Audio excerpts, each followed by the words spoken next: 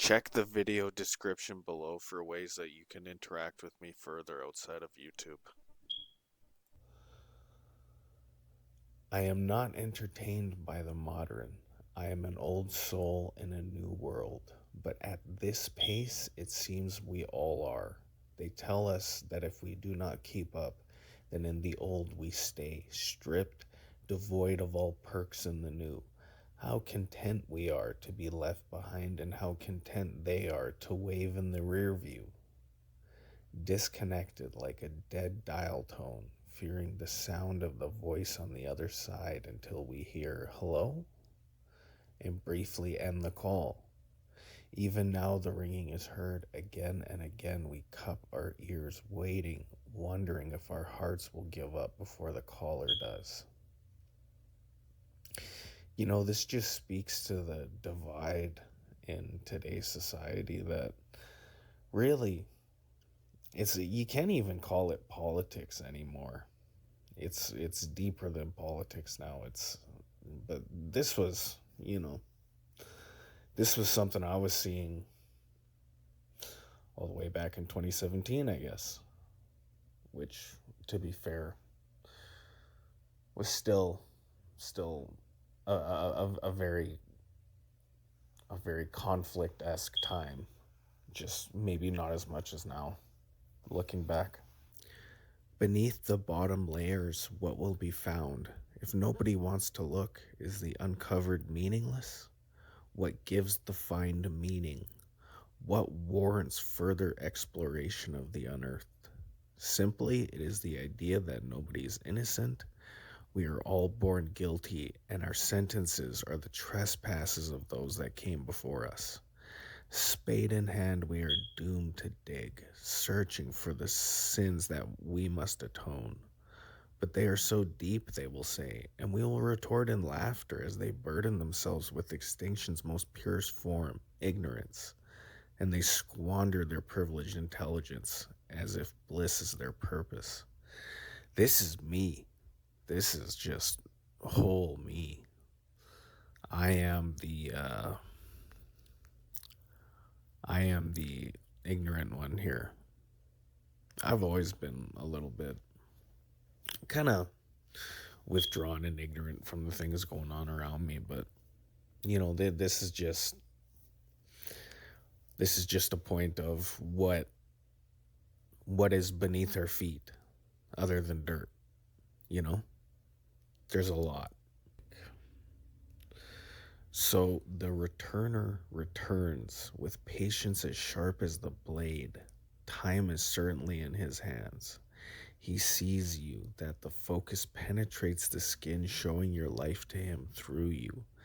He is not alone, and when their eyes meet, they both know they walk, the master unafraid of becoming the student. Today, he met a fellow spirit walker, and neither said anything to each other, for they know there is no urgency beyond the next footstep, and strangely, the paths often cross. The eyes and feet, they are weak, and if saw bare, the walkers will surely spot each other. For what we see and where we go, how foolish to think those are in your control. This is when I say the line spirit walker, that is what I used to call myself when I was very sick. Uh, very, very, very sick back in the day. Um, and I used to think that I could talk to spirits and stuff like this. And so when I say spirit walker, when I cross the paths of someone who's a spirit walker, what I mean is crossing the paths of someone who is also most likely, mentally ill, whether they know it or not. I didn't know it at this time. I had no idea. I thought it was totally normal. But, I was homeless at this time too, just really struggling and having a bad time. And yeah, bad time all around.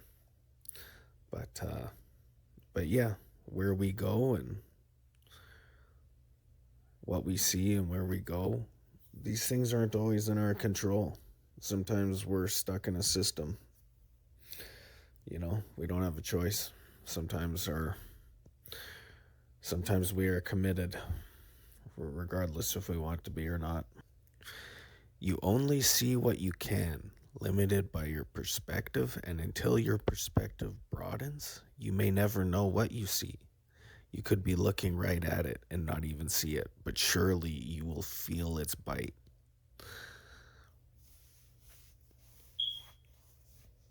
I think that one kind of speaks for itself. That's kind of a hitter.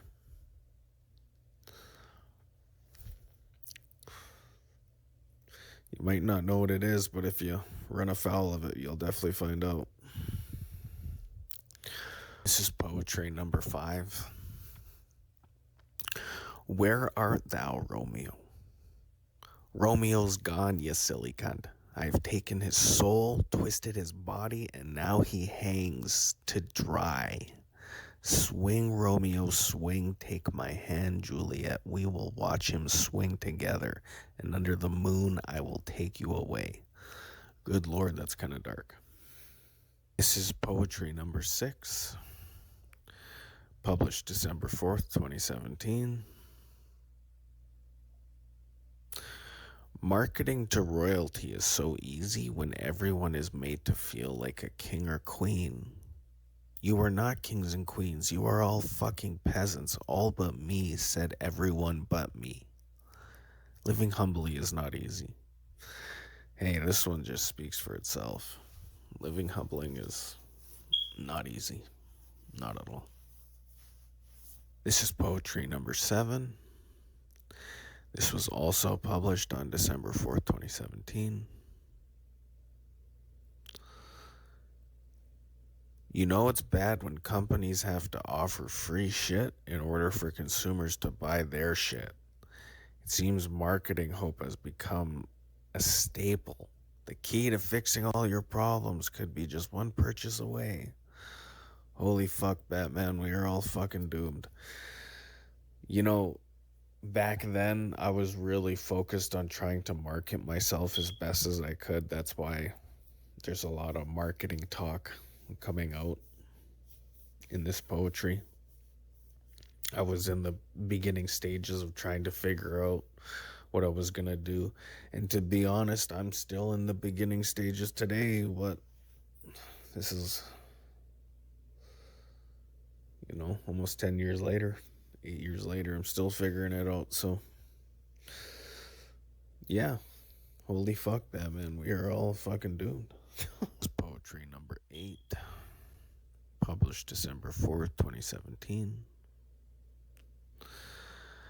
A feast from the Lord is fantastic. It tastes the best, smells the best, feels the best, looks the best, and sounds the best. The senses are all pleased because you did not dip into your wallet to have it, but earned it through labor, time, and doing something you love. The senses are all pleased before the feast ever started. The food and drink just ends up being the vessel that thanks is given through. And what can we appreciate more than a full belly? Nothing. Full belly is just, nothing beats it. And a feast from the Lord, I mean, what that really means is, an unexpected one where you're laboring for nothing and suddenly you find a feast. Holy. It's the best feeling. It's the best eat. Definitely. Thanks for poetry number 9. This was also published on December 4th, 2017. Waiting in a line 20 people deep, they are all looking at me anxious, and none more than the lady with the cane. My knee hurts, I can't stand long. I can immediately tell she is faking a disability. And the real problem is her facing her anxiety. Jeez, that's quite the judgment. She sits down, conceding her place in the long line, which she is at the head of after 5 minutes, but refuses to acknowledge me calling her name.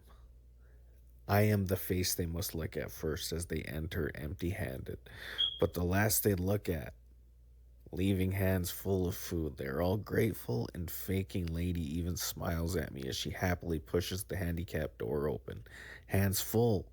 When her hands were empty, she used the button. I have no idea what the fuck this is. I wish I knew, but I don't know what this is. This is, you know what this is? This is a time from when when I was donating my time at the food bank. That's exactly what this is. I don't remember this lady in particular, and I have no idea how I'd know if she was faking or not, other than she was carrying full bags. But that's none of my business, anyways. That's quite a thing to prophesize. So, yeah, there's me being kind of fucked up. Jeez. That's just what it is, being judgmental. This is poetry number 10. Published December 4th, 2017. They keep asking for more because they know there is enough to go around. But what they don't know is that there is not, but we give it all the same. It leaves me to wonder if they did know, would they still ask? This is again from the food bank, for sure. There's never enough food to go around. There's always people asking for more. People would do lateral trades for, oh, you got sliced potatoes, I want eggs and this and that. And people would do lateral trades and stuff, and I would be donating my time there. I guess judging these people pretty harshly. Holy shit. That's kind of fucked up. But that's what it is, and that's where I was back then. And I ain't trying to hide it or nothing. It's just accepting it and moving forward. So thanks for listening, like and subscribe.